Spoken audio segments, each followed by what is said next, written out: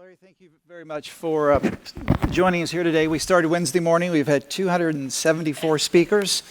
We've saved you for the very end, for the final word. You and I were just in the green room chatting about a variety of different things. Let me take you to Ray Dalio's comments. He was on our stage on Thursday morning, Friday morning. It all blends together. Ray was pretty pessimistic. He described current conditions akin to the 1930s. Central banks are played out. We're running huge fiscal deficits to keep expansion going, keeping this expansion going at the top of the cycle.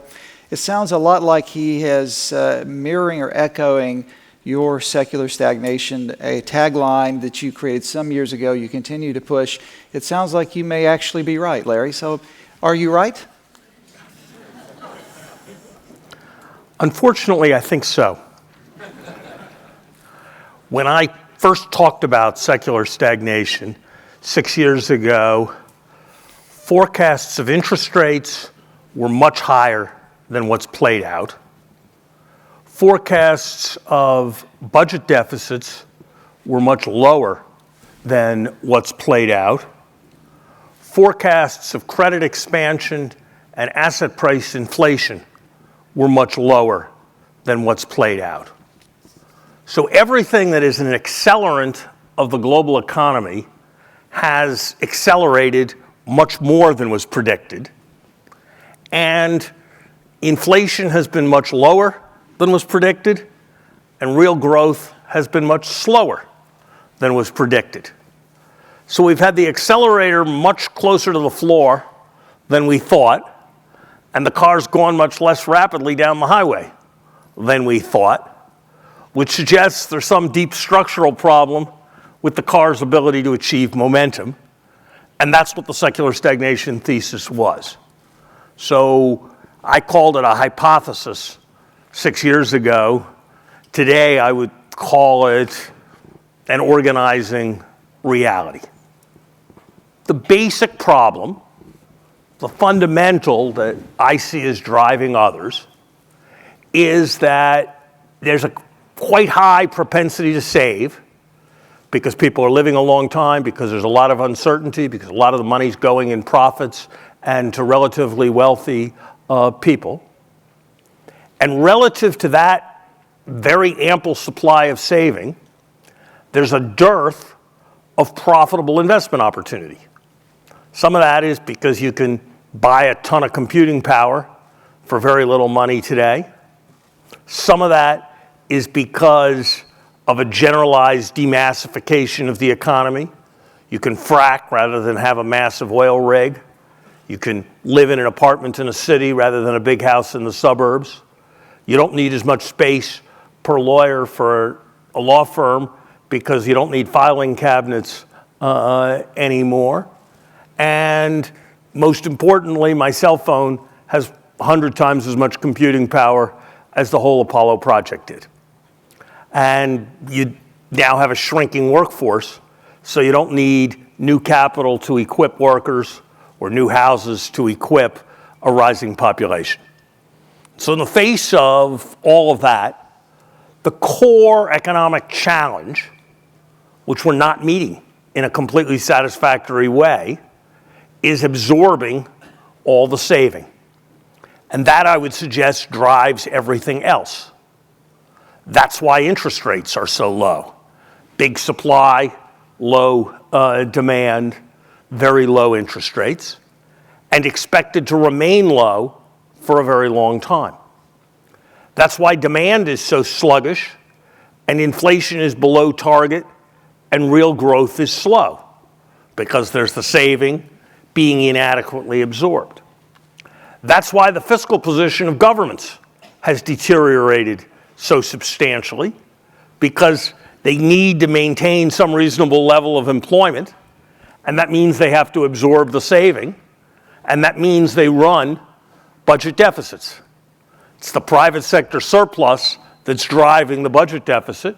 You see that most clearly in Japan. It's not some desire to be fiscally undisciplined in Japan. It's the need to keep the economy going. That's why there's so much trade friction because in a demand-short world, everybody wants the demand, and you get it by protecting and devaluing. You shift demand towards you.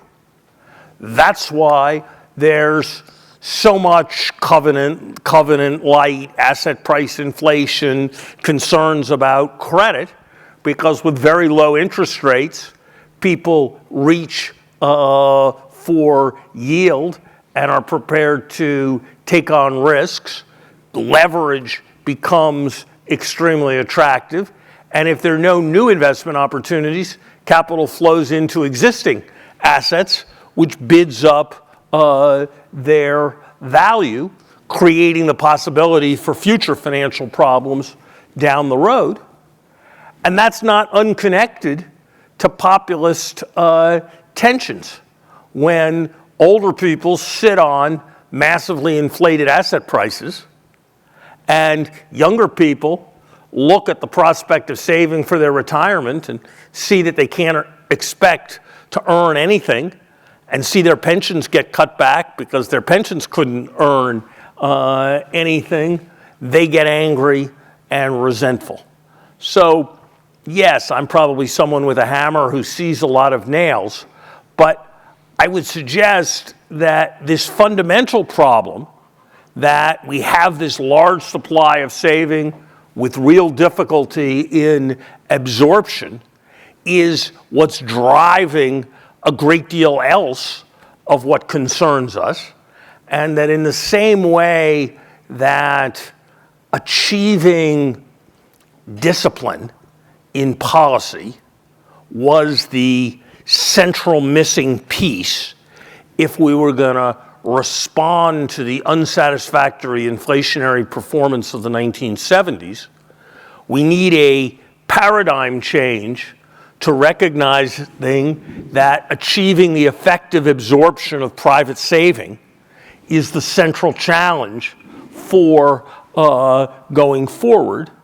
And while I think there is growing recognition of secular stagnation as some kind of reality, I don't think there's yet a refocus on what was Keynes's basic insight around the need to assure adequate absorption of private savings in ways that worked consistent with economic stability. There have been endless number of consulting reports, and others have said calculating the deficient amount of infrastructure globally. We certainly see it in the United States. If you took the Acela down from New York, you take it from Boston, New York, you know we need infrastructure in the United States. We need it globally in terms of trillions of dollars. Why don't we see more savings, excess savings, looking for returns? Why isn't it flowing into all this trillions of dollars infrastructure needs? So part of the answer is sort of a challenge to your members, Tim, and the people sitting in this room. In a broad, abstract sense, what's the function of the financial sector? The function of the financial sector is to effectively bridge those with a desire to prepare for consumption in the future, savers, with those who have attractive uses of capital. And achieving that bridge in a fundamental way is the function. And so better financial intermediation is an important part of addressing these issues. I think with respect to infrastructure, it's lots of things. Part of it is that a lot of the good infrastructure investment is socially good, but may not generate a high private return, and so it's not readily bankable. Part of the problem is that there are all kinds of governance problems around infrastructure. I like to tell the story, and those of you who have visited the Harvard campus will know what I mean. There's a bridge that connects Harvard Square with Boston, with the Harvard campus, with the Harvard Business School campus. The bridge is 362 feet long. The bridge has 3 lanes of traffic. It was 95 years old. It needed to be repaired. Really did need to be repaired. 1 lane of traffic was closed for 62 months in order to repair that bridge, creating traffic jams. Large numbers of people were doing something or other on that bridge. Patton spanned the Rhine with a whole new bridge in one day. And this took 62 months. And because I was at Harvard, I had access to a classics department. And I told this story one day to somebody in the classics department. And he said, oh, by the way, Larry, did you know that Julius Caesar spanned a 3,000-foot section of the Rhine with a bridge in 9 days? This isn't isolated. You know, we don't think of France as incredibly good at efficiency. The 7th Avenue subway costs 7 times as much, the 1st Avenue subway in New York costs 7 times as much per kilometer as the Paris Metro. The redoing of the access ramp to the Bay Bridge took substantially longer than the building of the whole Bay Bridge did. So a lot of this is around the enabling environment for constructing adequate public infrastructure. But absolutely recognizing that just as a company that defers maintenance isn't really increasing its profitability and isn't really avoiding a liability, right, so too a country that neglects to keep its infrastructure up is repressing, not reducing, its real budget deficit, and ultimately is placing a larger burden on the next generation. If I think about it from the point of view of the next generation, which should scare me more? The fact that our generation issued a lot of debt that had a 0 real yield, or the fact that this generation failed to keep up a halfway reasonable infrastructure whose cost of repair and rebuilding is rising at compounding at 5% or 10% real a year. So yes, doing much more about infrastructure is, I think, central to this. So is doing things that are right about social insurance. When people don't think they can rely on anything to save health insurance, when people don't think that a social security system is going to be there for their retirement, then the pressure to save, not spend, is enhanced. And while that individual saving may be a virtue, the collective saving is a vice in the sense that it holds down the level of demand. I think the American establishment fetish with entitlement reform is going to be remembered as having been a grave error. Fortunately, most of it didn't happen. Because if it had happened, the result would have been to have substantially increased saving without providing any wherewithal for investment, and it would have created greater difficulty down the road. So and I guess to say one last thing. The other obvious thing that comes to mind is that if you create a lot of gratuitous uncertainty, people save because they don't know what's going to happen next, and they figure they better have a lot of liquidity, and they don't commit to long-term investments because they think the world may change. And so if you're dealing with and absorb the private savings problem, the worst thing to do is to promote large amounts of policy uncertainty. Roughly speaking, the objective of the American government right now seems to be to maximize policy uncertainty because they think that uncertainty somehow creates leverage. And it does in a certain sense. If I walk down the street like a wild man going like this, people will get out of my way. But they won't trust me anymore. And ultimately, that's probably not a strategy that's going to work out so well for me, pretending to be a madman. And we are making that mistake in the approach we are taking to negotiation and diplomacy, and I think it's exacerbating this secular stagnation condition. And is fiscal policy the answer? If it is, we're already running $1 trillion deficit, so is it the composition rather than the size? And is the Green New Deal the right answer?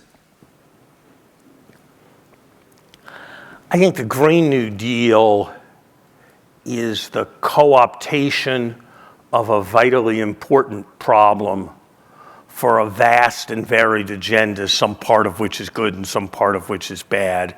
And so I'm not sure exactly what the Green New Deal means, but I'm pretty sure that there's a lot of stuff in it, or would be a lot of stuff in it, in the minds of its greatest proponents that I would not be enthusiastic about. If by Green New Deal you mean that a country with zero interest rates in real terms should use its policies to accelerate the replacement of coal-fired power plants, that is a good idea. If the Green New Deal means that we should be accelerating the provision of renewable energy sources, that is a good idea. If the Green New Deal means that ways should be found to encourage more businesses to do more promotion of energy efficiency, because those projects often have double-digit internal rates of return, which are pretty fantastic in today's world, yeah, that is a good idea. More broadly, we should be trying to manage the government's budget in a way that is more bang for the buck.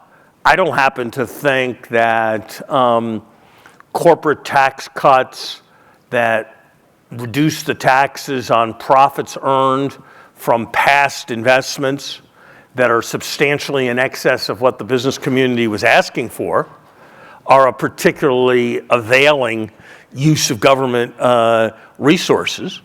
I think if we cut rates to 25 and had accelerated depreciation and or expensing, that would have been plenty. So I've got a variety of arguments with the composition of fiscal policy as well. At the same time, I don't think that at a moment when confidence is really important, the fomenting of class warfare is an especially effective strategy for encouraging confidence on the part of the people who one need to make pro-investment and spending decisions.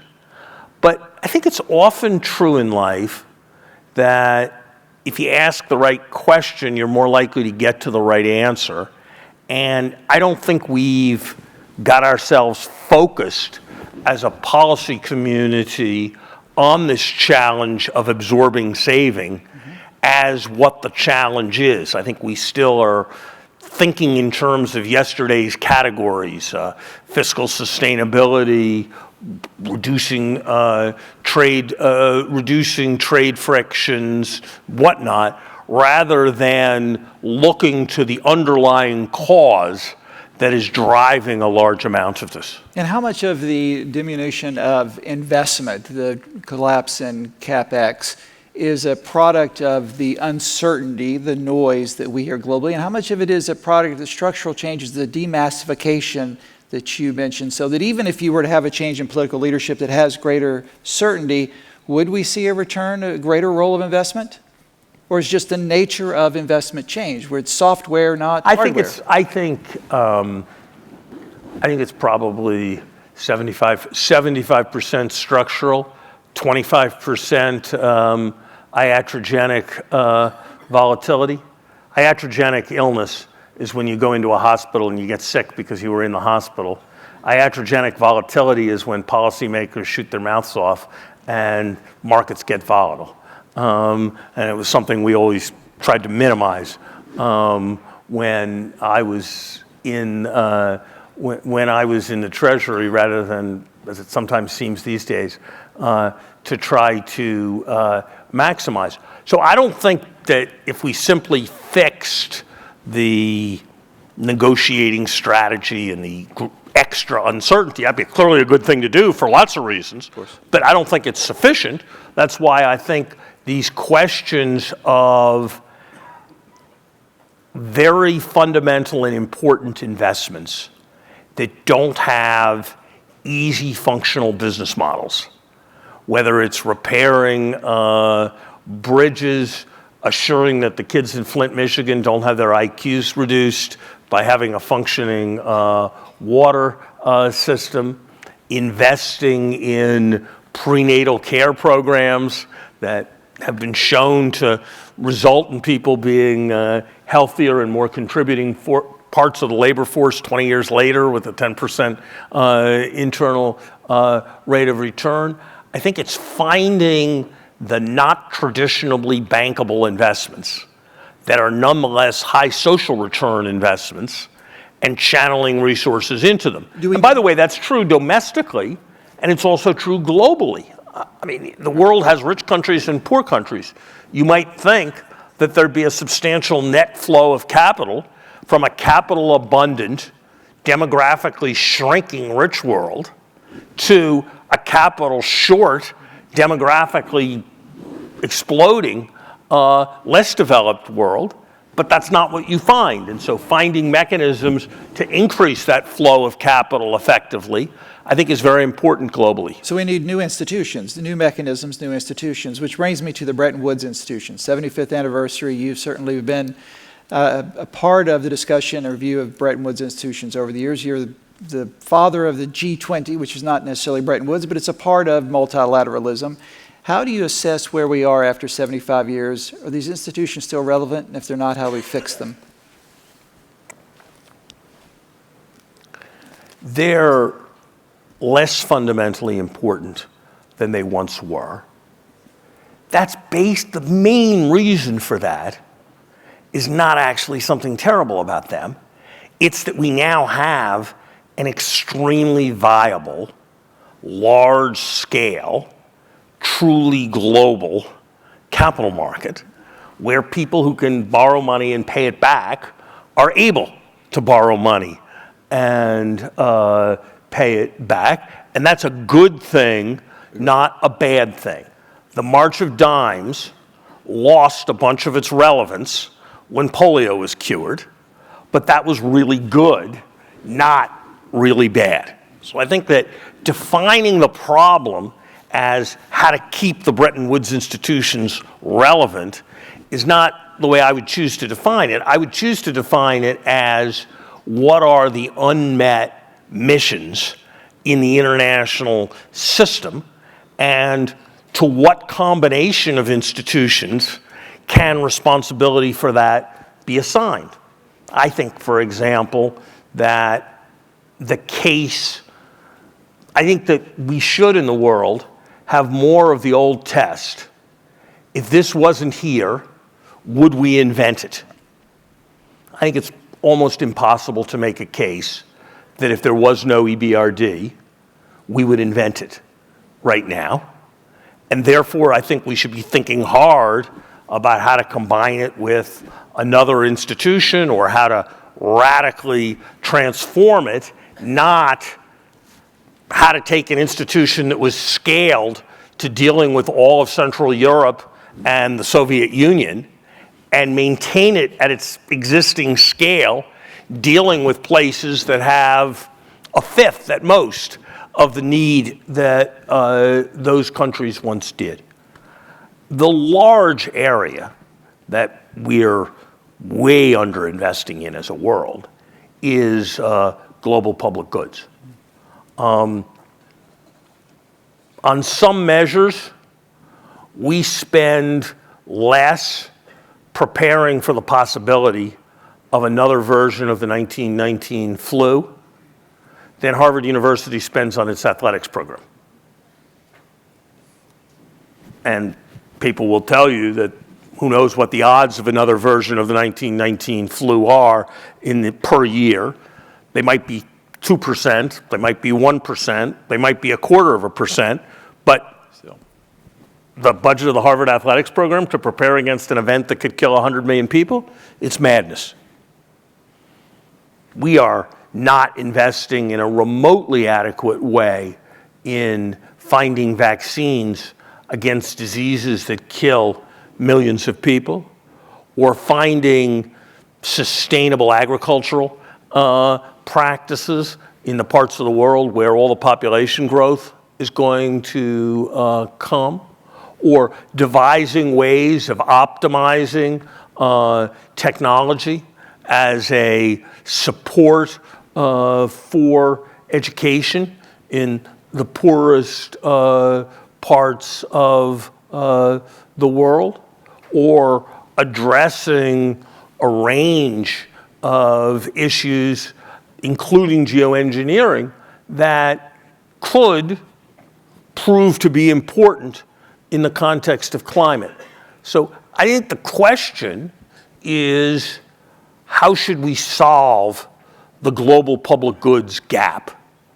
And that's a hard question.